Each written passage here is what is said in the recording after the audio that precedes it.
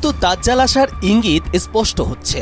যখন যেখানে ইচ্ছা বৃষ্টি হবে, চাইলে তা ইচ্ছামতো বন্ধ করা যাবে, এমনই কথাই 1400 বছর আগে বলেছিলেন নবী করিম সাল্লাল্লাহু আলাইহি সাল্লাম। এই কথাটি সাহাবাদের কাছে অলৌকিক মনে হলেও বর্তমানে এটা খুবই স্বাভাবিক ঘটনা। অর্থাৎ বলাই যায় দাজ্জালের এক অন্যতম অস্ত্র ইতিমধ্যেই প্রস্তুত। সৃষ্টির শুরু থেকে শেষ পর্যন্ত সবচেয়ে বড় ফিতনা হবে দাজ্জালের ফিতনা।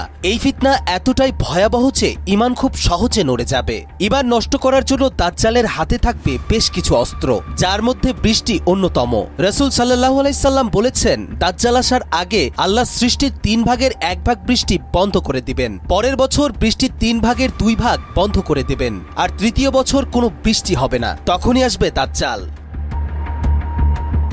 যখন দাজ্জাল পৃথিবীতে আসবে তখন মানুষ প্রচণ্ড খরার মধ্যে দিয়ে যাবে, বৃষ্টির অভাবে ফসল বন্ধ হয়ে যাবে, দেখা দেবে প্রচণ্ড দুর্ভিক্ষ, খাবার ও পানির জন্য মানুষ হাহাকার করতে থাকবে।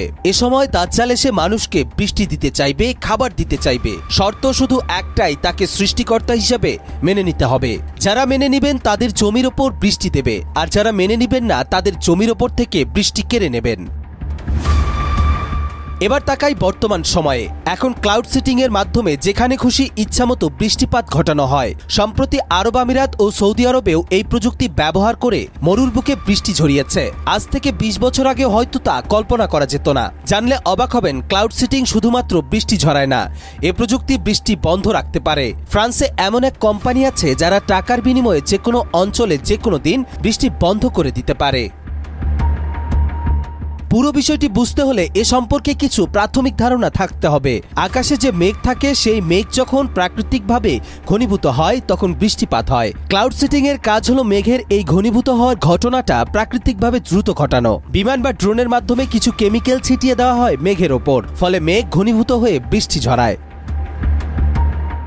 এই প্রযুক্তি ব্যবহার করে কোনো নির্দিষ্ট অঞ্চলে নির্দিষ্ট দিনে বৃষ্টিপাত বন্ধ করা যায়।